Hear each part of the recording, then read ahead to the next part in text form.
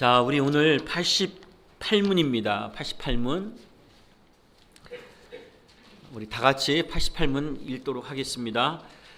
그리스도께서 우리에게 구원의 유익을 전하시려고 나타내시는 보통의 방법이 무엇인가?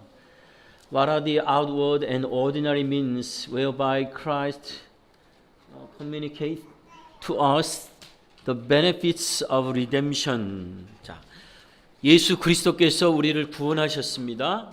그 구원하심의 은혜가 또 유익이 정말 놀랍습니다. 우리에게 놀라운 그 영원한 생명과 평강과 또 하나님께서 예배해 놓으신 축복의 것들을 우리에게 구원의 유익으로 우리에게 주십니다. 그런데 그 구원의 유익을 우리에게 주시는데 어떻게 주시느냐 할 때에 그 구원의 유익을 나타내시는 방법이 아웃워드라 그랬으니까 우리 안에서 일어나는 그 일들에 대해서 우리가 다 알지를 못해요. 그렇죠? 그냥 우리가 외적으로 하나님이 이러이러한 방법을 통해서 구원의 유익을 너에게 주겠다라고 했던 그 방법이 세 가지가 있는데 우리 한번 봅시다. 답이 뭔지. 시작. 그리스도께서 우리에게 구원의 유익을 전하시려고 나타내시는 보통 방법은 그의 규례인데 특별히 하나님의 말씀과 성례와 기도이다.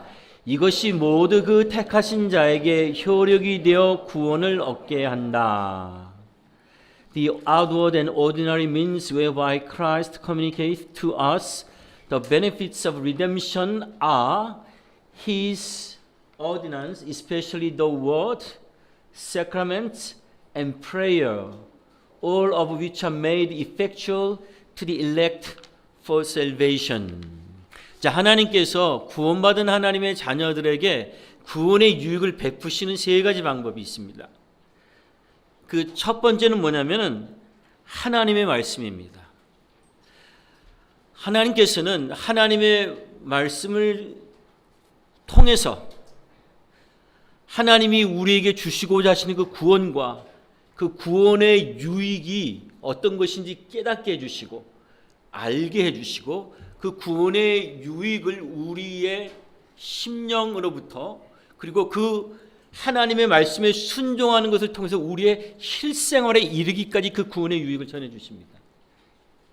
그러니까 하나님의 말씀을 읽어라, 가까이 해라, 들어라 라고 하는 것은 그것은 사실 다른 사람의 어떤 유익보다 제일 먼저는 구원을 받은 하나님의 자녀들이 실제적으로 구원받은 게 뭐야? 이게 뭐 달라진 거 하나도 없네 라고 할 때 실제적으로 그 구원의 유익이 무엇인지를 알게 하고 깨닫게 하고 그것을 누리게 하는 그런 방법입니다.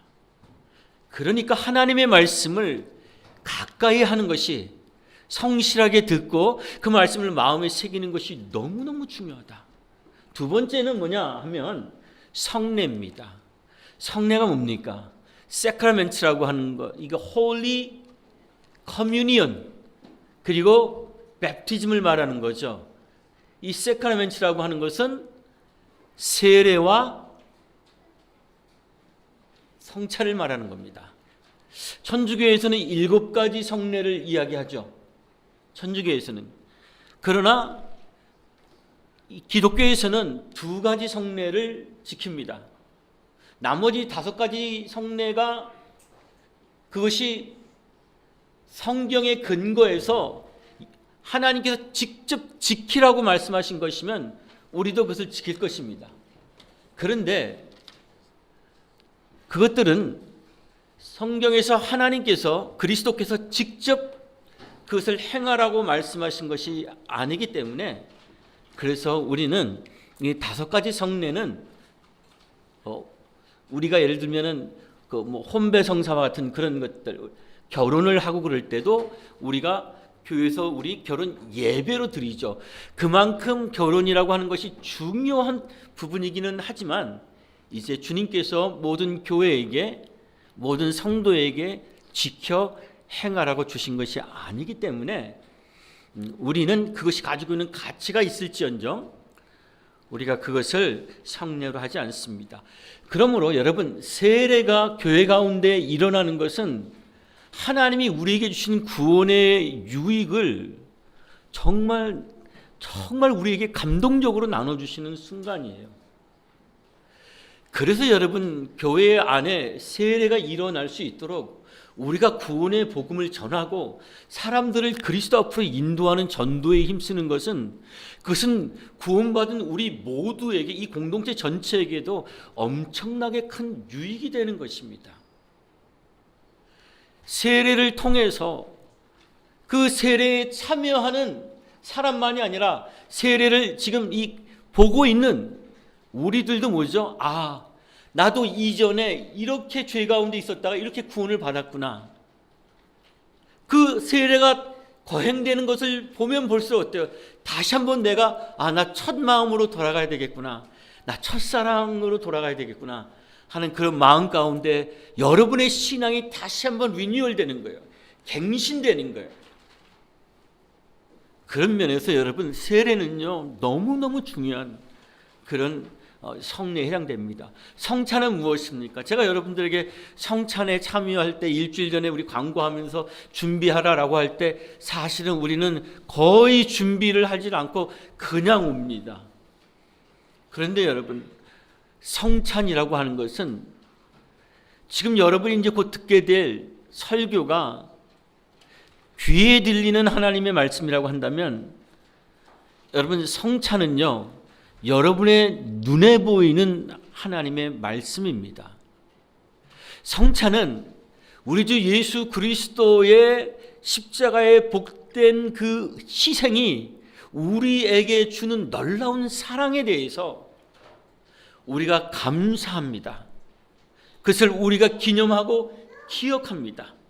그것을 통해서 나된 것이 그리스도의 복되신 희생 때문에 된 것이구나 라고 하는 것을 떡과 잔을 떼면서 우리는 그것을 다시 한번 우리 마음속에 새기는 것입니다.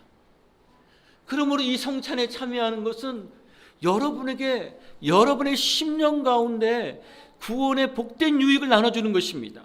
여러분의 믿음이 단단하게 성장하는 데 있어서 이 성례를 소홀히 하면 그런 일이 일어날 수가 없는 것입니다. 그 다음에 마지막으로 무엇입니까? 기도입니다. 오늘날 많은 사람들이 아마 이 자리에 기도가 아니라 찬송을 넣고 싶어 할 거예요. 찬양을 넣고 싶어 할 거예요. 안타깝게도 오늘날의 많은 사람들이 신앙을 나름대로 증진시키는 방식으로 사용하는 방법 중에 아마 기도는 좀 뒤순위로 밀리고 아마 찬양이 아마 더 많을 겁니다. 물론 찬양은 곡조 있는 기도라 그랬습니다. 그런데 여러분, 우리가 예수 그리스도를 영접하게 될 때 하나님의 자녀가 되는 특권을 받았다 그랬잖아요. 그 하나님의 자녀가 되는 그 특권 가운데 하나가 뭐냐면, 우리가 주님 앞에 하나님께 간구하고 기도하면, 두드리면, 찾으면 찾게 되고 열리게 되는, 구원의 복된 유익을 하나님 제 인생 가운데, 제 삶 속에, 저희 가정 가운데, 교회 가운데 허락해 주십시오라고 할 때 주님은 그것이 성경에서 말하고 있는